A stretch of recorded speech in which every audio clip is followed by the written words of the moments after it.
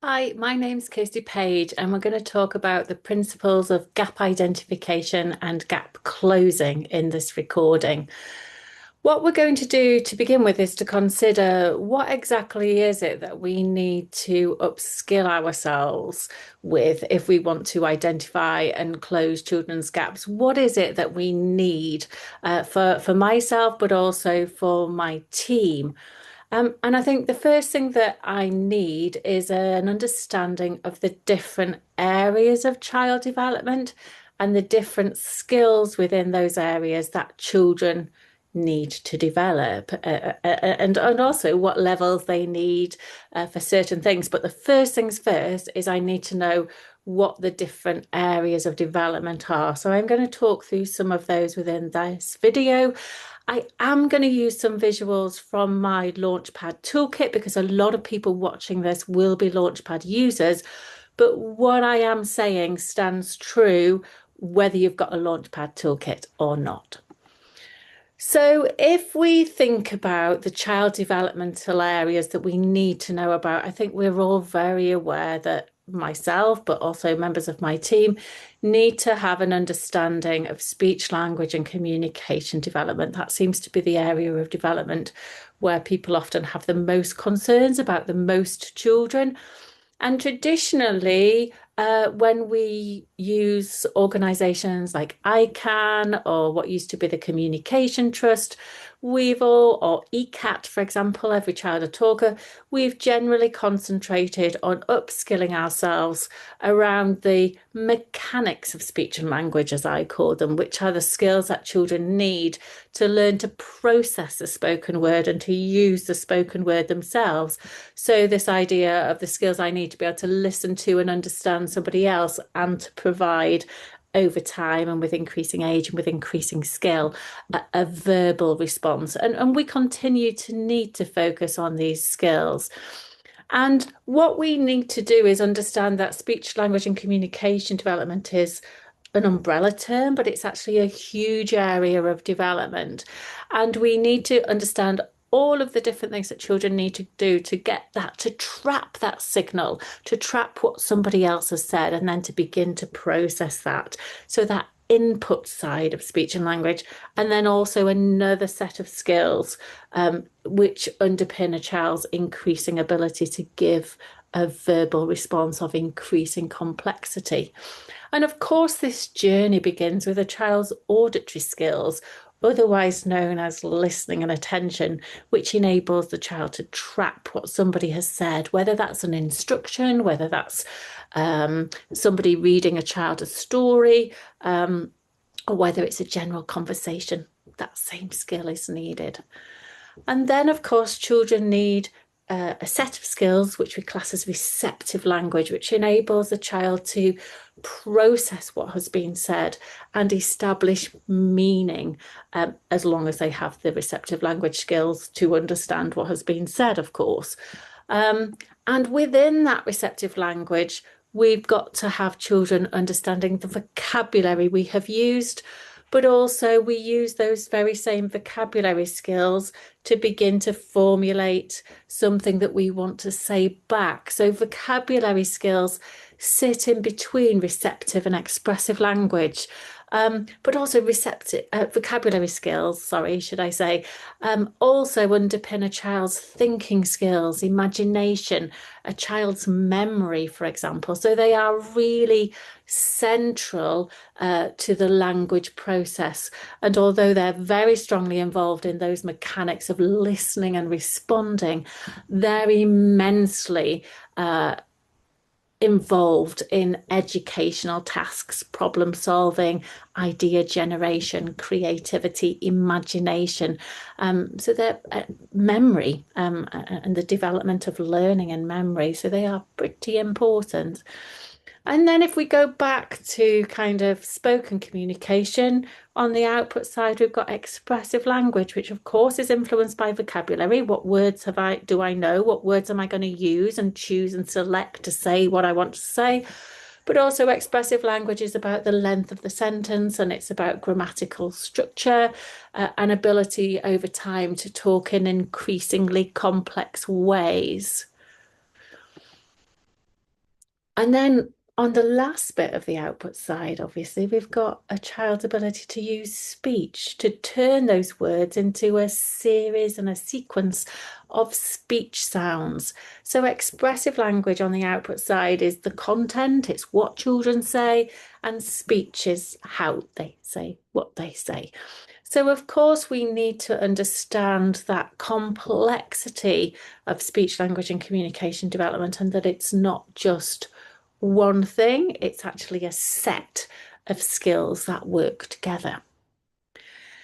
In addition, though, to those mechanics of speech and language, in my humble opinion, as both an ex-speech and language therapist, but also as a teacher as well, and I think particularly now, not just with young children, we really need to look at a wider set of skills. And that for many of our children, particularly in the early years, but often beyond, the most important gaps that are acting as barriers are actually not the mechanics of their talking. It's the skills that allow children to interface with our learning environment, where language skills meet play, which on Launchpad we call symbolic skills, but also those social communication skills, which we call pragmatics on Launchpad, which allow children to learn to tune in and engage with people, and then to develop an increasing set of social communication skills, awareness of other people, the ability to take turns, the ability to have conversations and to talk in different ways.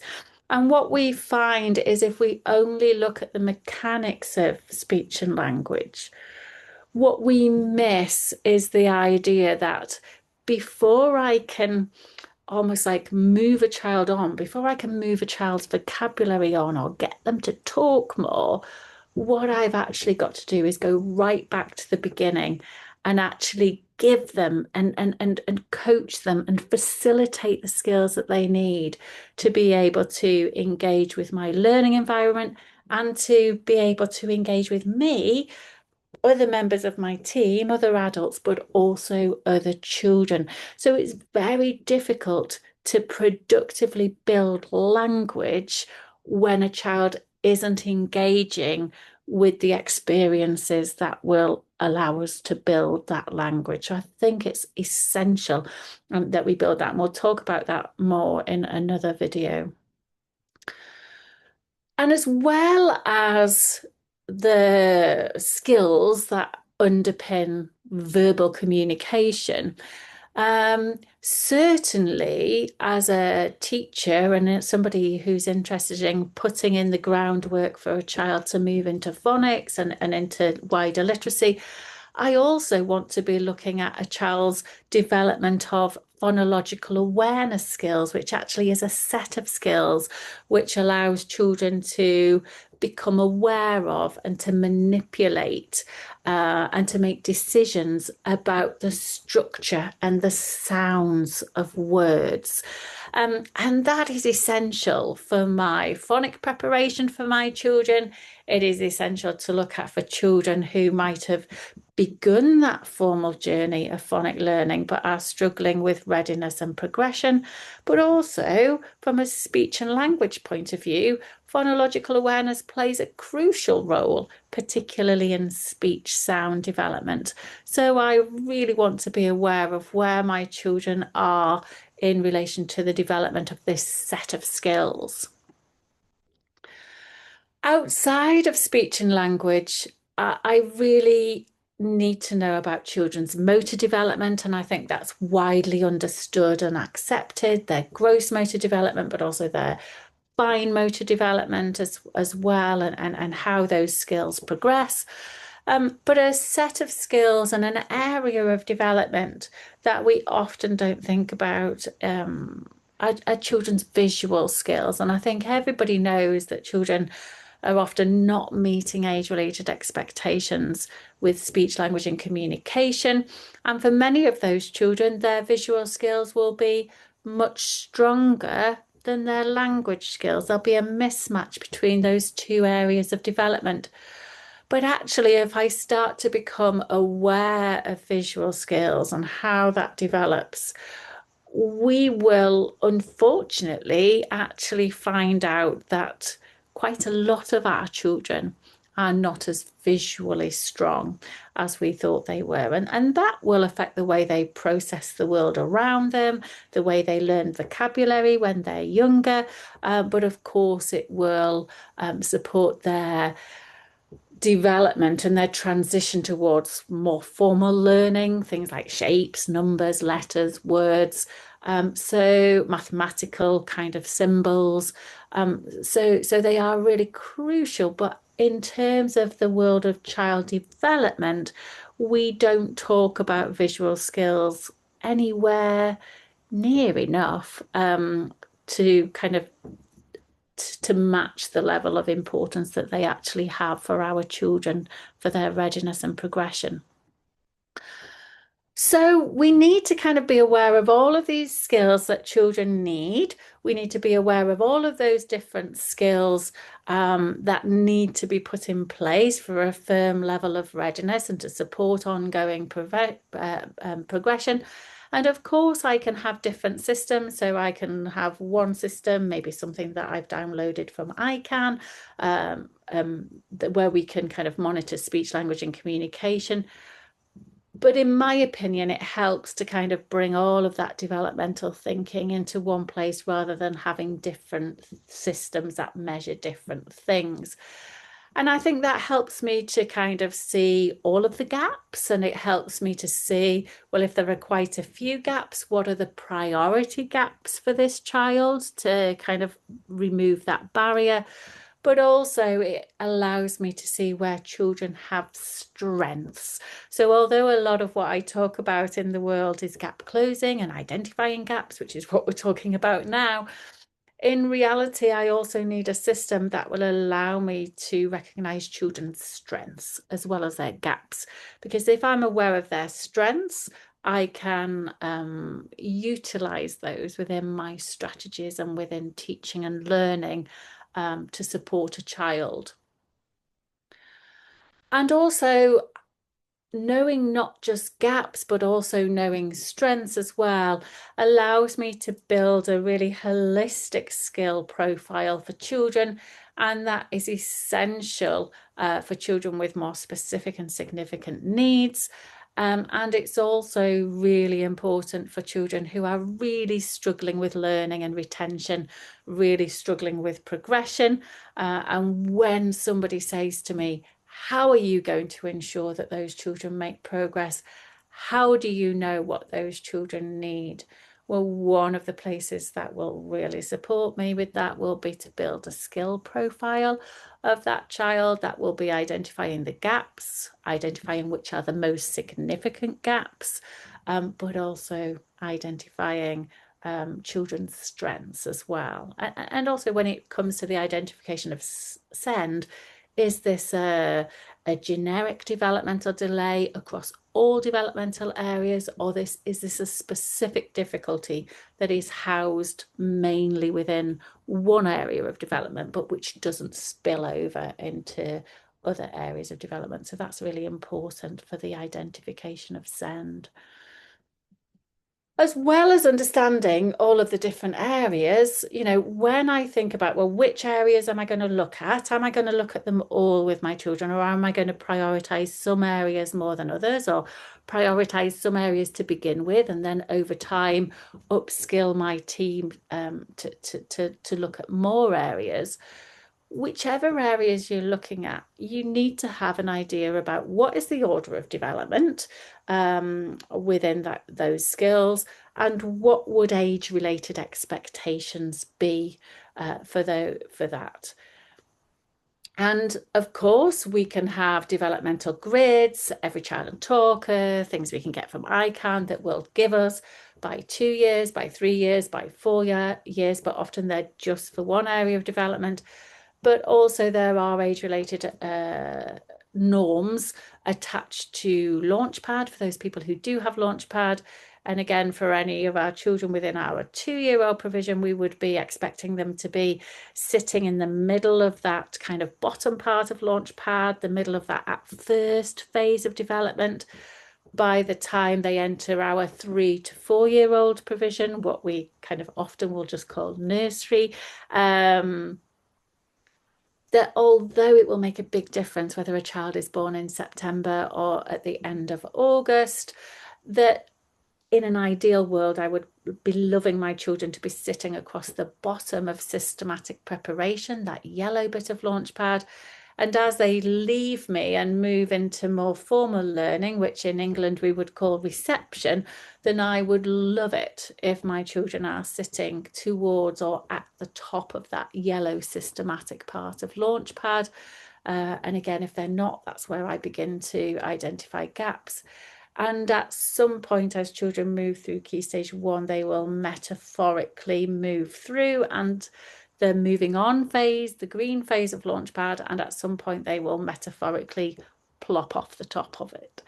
But of course, we know many people who use it in Key Stage 2 and even Key Stage 3 because their children have ongoing gaps and needs. Understanding age-related expectations is essential for gap identification. Once you've identified a gap, it's all about moving on and thinking, okay, what's the next step for this child? What is it that I need to put in place next? But the process of the process of identifying gaps essentially is me comparing the child's stage of development within this skill. What am I seeing if I'm observing the child? How does the child engage with certain tasks, and how do I compare that to how I would expect a child of this age to respond, to cope with that task? If I'm listening to a child, what is it that I'm hearing, and how does that correlate with what I would be expecting to be hearing? So that could be the length of their sentences, the level of vocabulary they're using. It could be how many different speech sounds are they using at the minute. So what I'm doing is I am taking what I'm seeing, taking what I'm observing, taking what I'm hearing, and I'm comparing and contrasting that with a knowledge and understanding of age-related expectations.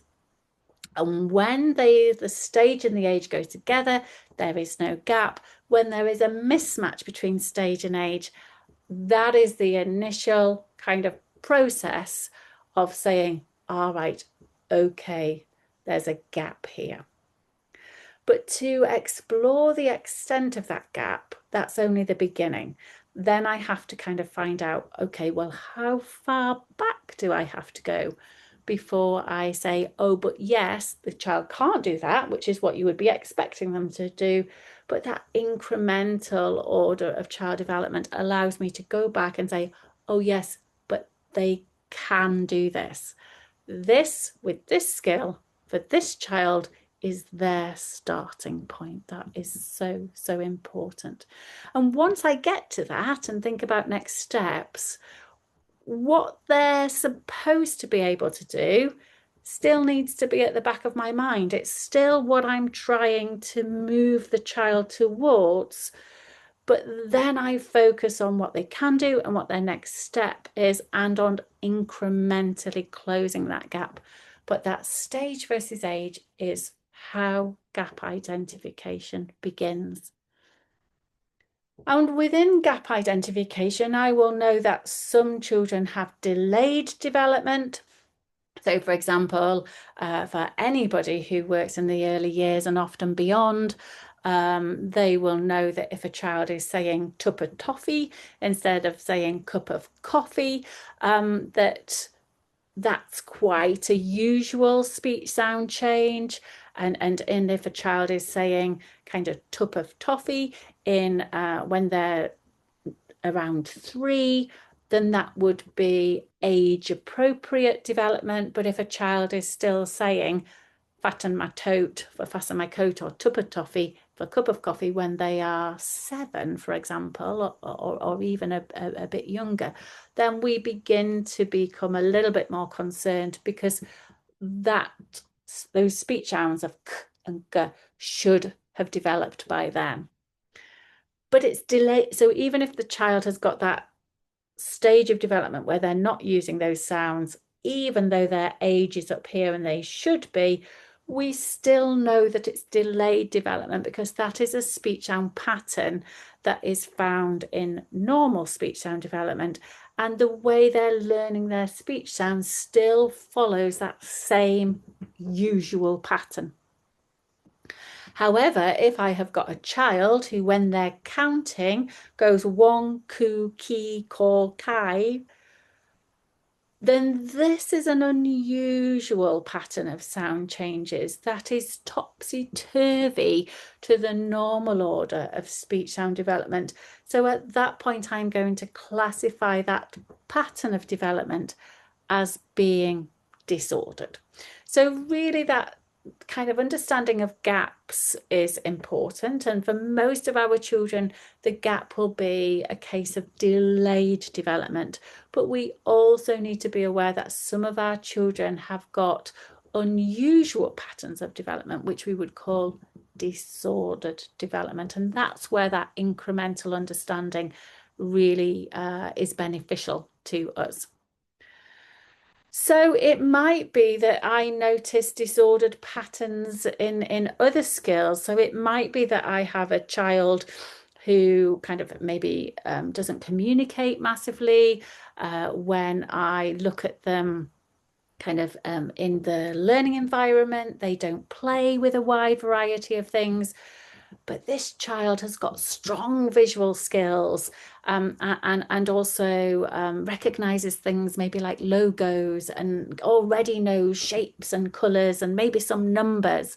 So they have those flashes of visual and symbolic brilliance. And if we look at symbolic skills on Launchpad, that kind of recognition of visual symbols like logos would be higher up. But if I think about how that child uses symbolic skills in play, it might be that I don't see that child using simple pretend play. I don't see them in the home corner or in the small world pretending. I don't see that child exploring creative materials and beginning to work towards creative play. So I see that visual symbolism, which is higher up, but I don't see that play-based language symbolism within their play. And again, this would be, it's great that they can do that. It's great they've got that visual strength. But again, it's making me think and come to the decision that I'm seeing a disordered pattern here. This child has got an unusual pattern and has got what we would call quite a spiky developmental profile. And some skills that you would expect to come before are missing, but some higher flashes of skill are above. But we shouldn't take those flashes of brilliance to think, oh, but we don't need to work on this. Of course, we need to be building those skills and filling that and backtracking and filling that gap. So we've already talked a little bit about gap identification. Stage versus age is our first step, but then we need to work towards an understanding of what does this child need. And that's where that incremental understanding allows us to, for most children, go back and say, oh yes, but a child can do this. This is what we would call their level of success. This is their starting point. And then the incremental detail of my child developmental understanding allows me to set next steps for that child. And newsletter 2 will talk a lot about the process of putting things in place to move children towards their next step. Actually, I think it will be newsletter 3, but again, in a very a newsletter topic coming very, very soon. So yeah, so it's about gap identification, but then it's about kind kind of setting next steps. But sometimes we've got children who have got, dare I say, lots of gaps. And there's lots that they need to learn, and their development isn't where it needs to be in quite a lot of different places. How do I work out what is the priority skill gap for this child? What is the most fundamental thing that is acting as the main barrier for this child? And what is it that if I just shifted that would make such a significant difference for that child, but also allow other skills to develop as well once that barrier is removed? And dare I say, where should we focus our efforts? We can't work on everything all at the same time. What is the biggest thing, and where should we put our efforts? What is going to make the biggest difference? And that's what I need. And how am I going to ensure that if we're going to put this effort in, that this child is going to move forwards and make progress? And for that, I need to have some kind of understanding of skill flow. And we'll talk about this in more detail in some of the videos attached to this first newsletter as well. But I'll just talk about a couple of examples here to give us a flavour of that. So if I notice, for example, that some of my children are talking less, maybe they're using shorter sentences than expected. They might only be using single words. So my concern is their level of talk. That what I need to understand is that although talk is, or lower levels of talk, are the things that I notice, and it's the thing that I really want to improve. That actually I need to understand that the skill flow of speech and language is about this input and output. And if I'm noticing a delay with the output, then the first thing I need to do is look for gaps and identify any gaps, with possible gaps and probable gaps, dare I say, with their language processing, those auditory and receptive skills and those central vocabulary skills.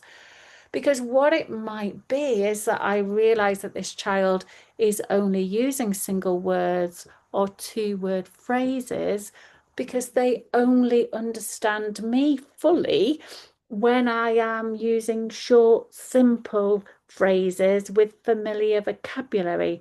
And if I say longer sentences, if I say more, then their receptive language level of success means that they're not able to process those longer utterances. And so what I realize is that the biggest and deepest barrier with this delay is actually with their receptive language. So what I actually need to do is put my efforts into building those skills in order to improve talk. So my solution is not to go in straight at the level of talking and just encourage them to talk more and say more. It's actually about building that understanding, building that language processing. And if I move those skills on, then the automatic knock-on effect of that will be that the child's expressive language skills improve as well. So this deep understanding of child development and how skills can be seen separately, but how skills work together is really quite important.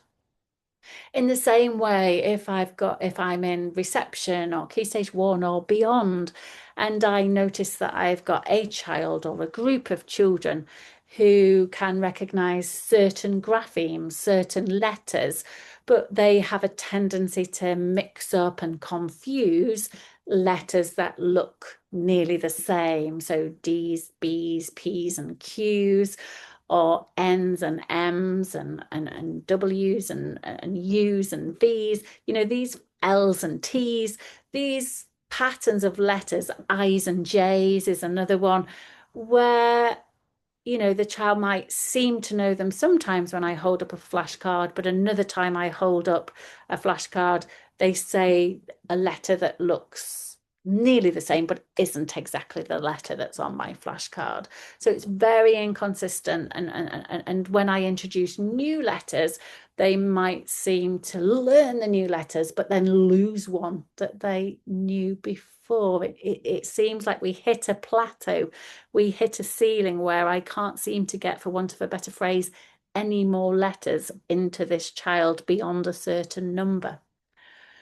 So again, our instinct is to just keep going with those flashcards, to keep going over and over and over these patterns of letters in the hope that eventually that repetition and that ongoing flashcard learning will make that information stick in the child's visual memory. And you know what? For a few children that works, but for a lot of children, we put in that time and effort again and again. And we're not shifting things anywhere near enough for us, for our data, but also it's demoralizing for the child. And what we need to realize by understanding skills and skill flow is that, and we'll talk more about this when we think about phonics, is can the child actually discriminate the difference? Can the child see the difference between I and J?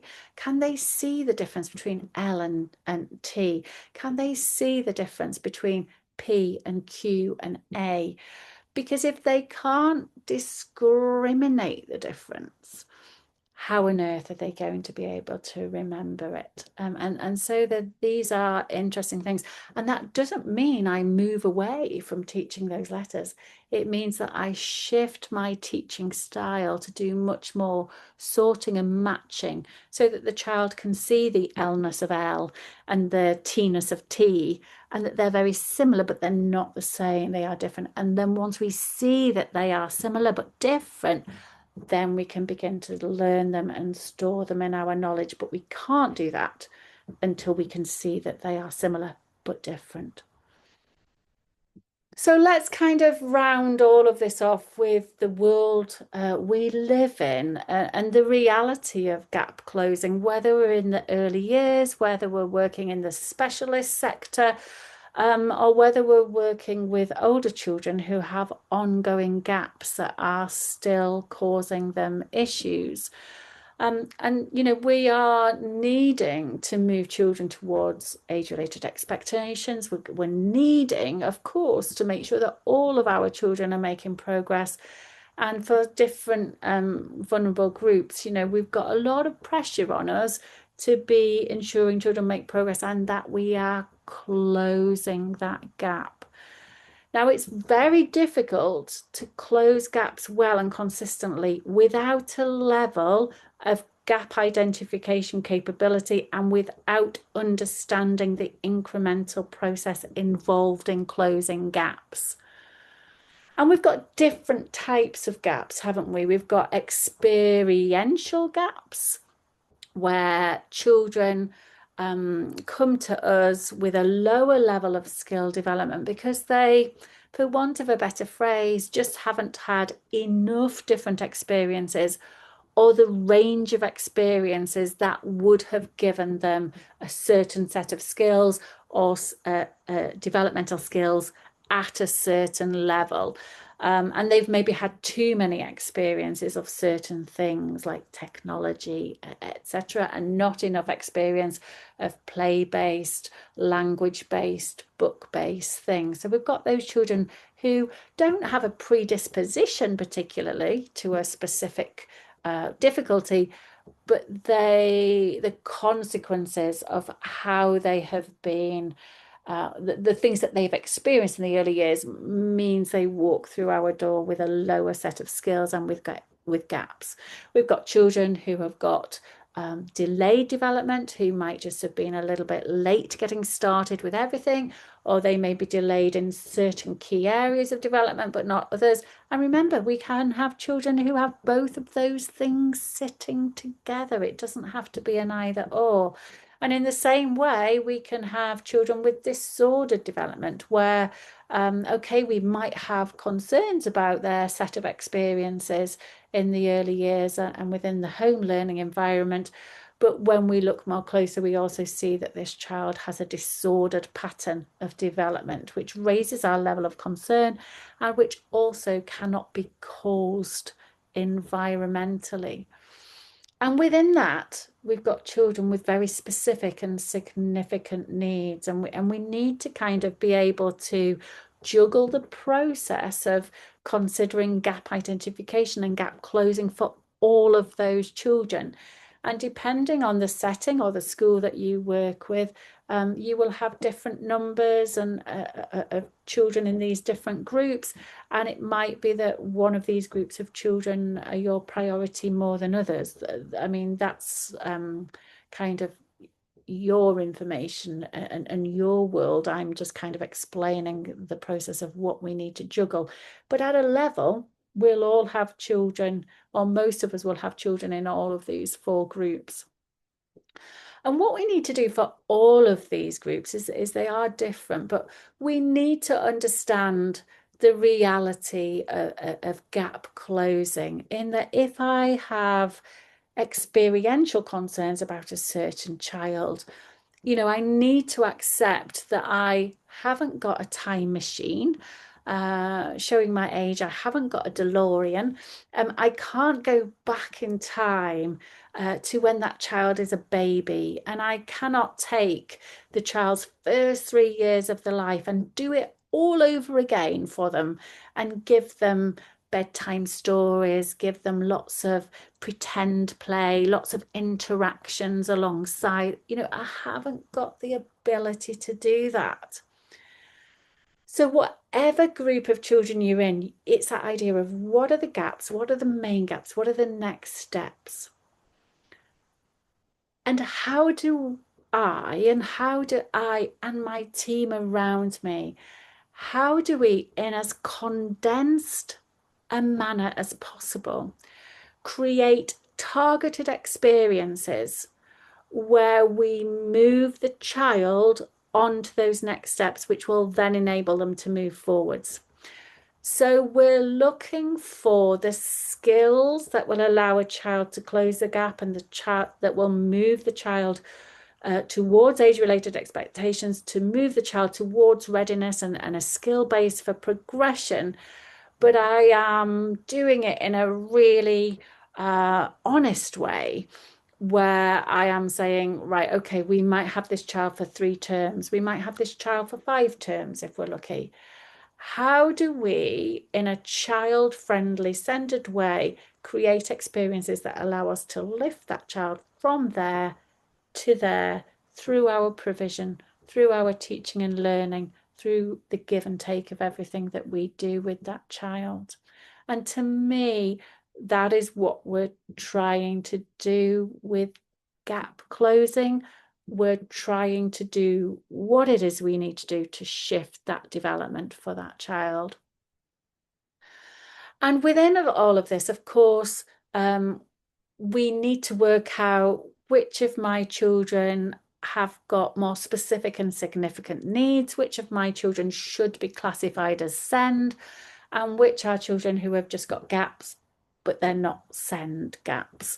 And sometimes when you've got children who have quite a high level of need when they come to you, but they might not necessarily have SEND, it's sometimes really difficult to work out the difference, and sometimes it's quite simple.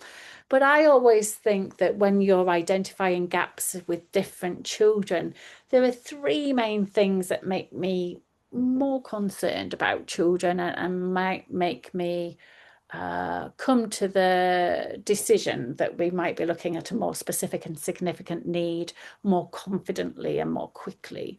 And one of the things will be quite obvious. It will be that extent of the gap. So this is what the child should be able to do. Obviously, if the child can do this, but not this, the gap's quite small, my level of concern instinctively will be lower.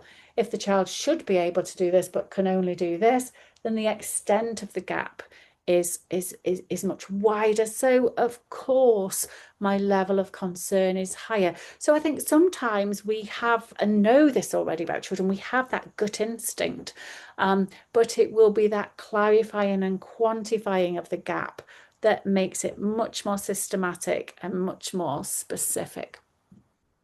Another thing that will make me more concerned will be when I see disordered patterns of development. So although we can facilitate progression and shift progress and shift skills where children have got disordered development, I need to realize it's different from delay. It's different from just, oh, this child needs a bit more time. It's more indicative that this child might need more support, more help with this, and that disordered development won't just go away. I can support it and we can get progress, but it won't just go away in the same way as delayed development sometimes can. And the third thing will be level of progression. And I don't mean here level of progression if I just leave the child generally to access my provision or our curriculum or our teaching and learning in the same way as everybody else. I mean, if I identify the child's gaps, if I identify their next steps, and if I put things in place with me and my team to work the child towards those next steps. So that will be what I would call targeted practice or quality first teaching or targeted send provision, for example. Then how the child responds to that targeted input is key. Is this child shifting and moving on to next steps so that I can reset next steps again? Or am I seeing the child make some progress, but that progress is so slow and so laborious, it's making me think, hang on a minute, there's something going on, something extra going on in relation to this child, because other children are moving quite rapidly on to next steps in response to our targeted input. They've got that, what I would call that whoosh of development. So again, it's really important for many reasons that we identify possible send as soon as possible, but that we have that gap identification and gap closing capability ourselves so that we can put things in place immediately and then look at how the child responds to that. And that is a really important part of our send identification process. And if I want to move on and get any kind of type of paperwork or any type of support for this child, then this is essential for that mechanism. But of course, we've got lots of children with gaps who are an educational concern. They haven't got specific and significant needs. They wouldn't meet referral criteria for different outside agencies, but their gaps will act as barriers to progression, barriers to readiness. So it's really important that I identify those gaps and do something about them as soon as I can.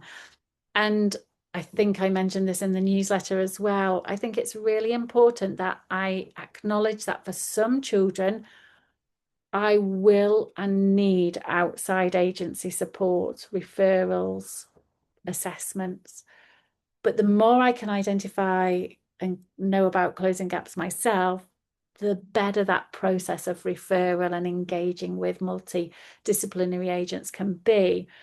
But that for another group of children, it is completely down to me to identify those gaps and to do something about them. And if I don't do that for those children, the gap will just widen. And what maybe began as a developmental skill gap will morph into a learning need. And that's why it is so important. Anyway, there will be more videos attached to this first newsletter, but this is the first one and I suppose the most fundamental one. But for anybody who kind of hits this video but maybe hasn't got the newsletter that sits alongside it, who do want future copies or back copies a little way down the line, then you can register for the newsletter by emailing toolkit@launchpadforliteracy.co.uk, and it may be that you have been forwarded this newsletter from somebody else who's on the mailing list, but you want to be on yourself. that's what you can do. And then in the future, you can make sure you get these newsletters directly yourself. Okay, thanks for your time, everybody.